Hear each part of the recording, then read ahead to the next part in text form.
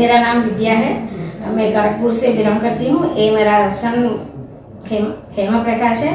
इसका last year osteoma हुआ था 2022 में।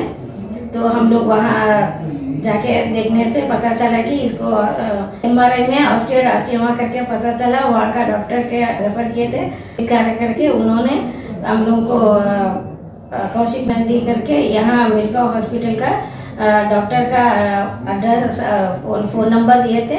हम लोग यहाँ आए 2022 जुलाई को आए थे। 27 जुलाई 27 को आए थे। विदिन 15 डेज हम लोगों को पूरा क्या है क्या नहीं है करके पूरा मेरा बेटा को डायग्नोस किया थे। क्या प्रॉब्लम है, कैसे हो रहा, कब से हो रहा करके सब कुछ लिए थे।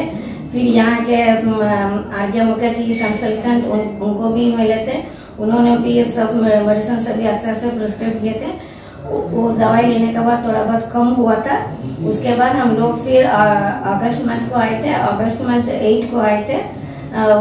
उस दिन उसको RFA हुआ था।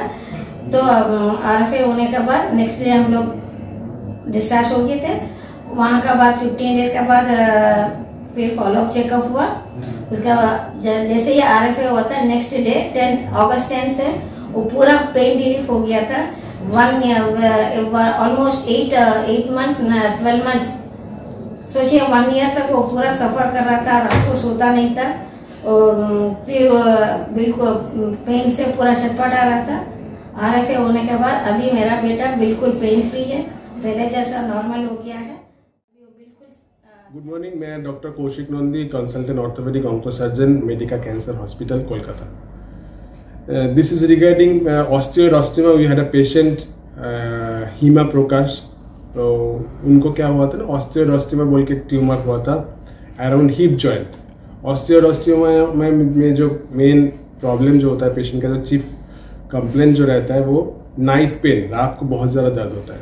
दिन में हो सकता है, अर्ली मॉर्निंग में ज़्यादा दर्द होता है, रात को। That is the characteristic of osteoid night pain. And mostly patient हम लोग के पास जो कंप्लेंट लेकर आता है वो सुबह अर्ली मॉर्निंग पेन।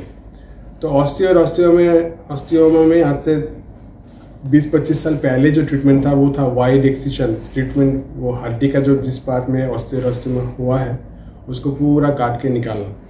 उसमें क्या होता था, ट्यूमर तो निकल जाता था लेकिन पेशेंट को बहुत ज़्यादा morbidity, post operative bed rest, बहुत दिन तक पेशेंट को बेड रेस्ट रहना पड़ता था।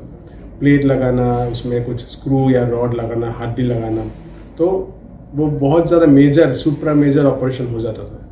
लेकिन आज के ज़माने में since last 20-30 years that is a treatment of protocol, that is a standard treatment protocol is a CT guided radio frequency ablation.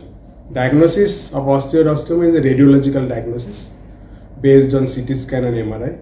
Or treatment, once it is diagnosed in consultation with the radiologist, so we plan for a CT guided radio frequency ablation. तो हम लोग के institute में हम लोग at least 15-20 patient का CT guided radio frequency ablation किए हैं ऑस्टियोमा में।